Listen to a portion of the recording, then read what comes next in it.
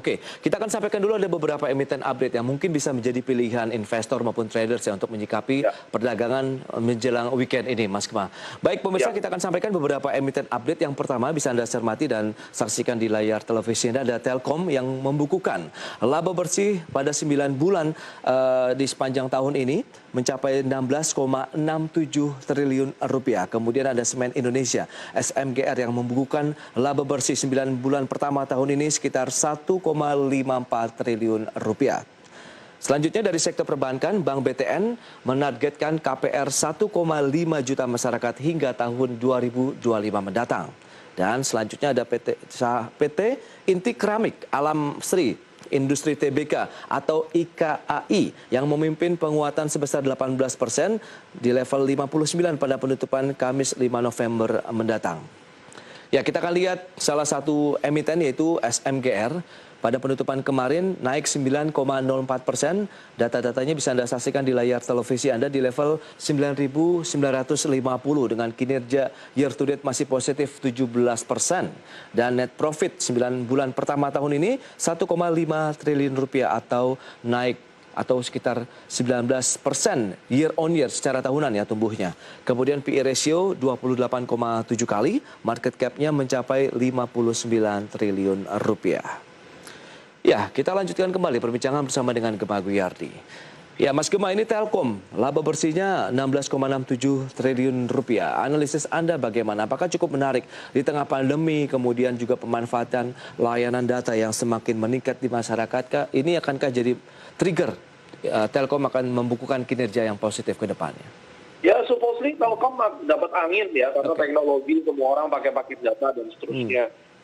Cuma saya memang pribadi kurang suka dengan cara main Telkom yang hanya menjadi saham defensif selama hidupnya itu. Jadi Oke. saham defensif ini artinya ya walaupun Iya, iya. indeks itu naik dia akan menjadi penghambat atau balancer ya, saham balancer lebih tepatnya. Tapi kalau kali ini kita melihat dengan ada performance seperti itu, dia mulai kembali kepada area wajarnya, paling mentok-mentok nanti ke 3.000. Jadi kalau menjadi pilihan untuk trading pendek ketika dia naik di atas 2.800 dan mampu bermain di atas itu, maka target price berikutnya di 3.000 sampai 3.200. Ini hanya untuk short term pendek karena memang Oke. saham ini adalah saham balancer, saya kurang merekomendasikan. Oh. Cuma bagi pemain Telkom yang memang hidupnya senang dengan karakter Telkom, Ya. ini bisa menjadi satu pilihan. Ada double bottom di Telkom yang bisa membuat dia kembali ke 3.200. Baik, 3.200 ya level potensial upside yang bisa dicapai untuk pergerakan dari PT Telekomunikasi Indonesia.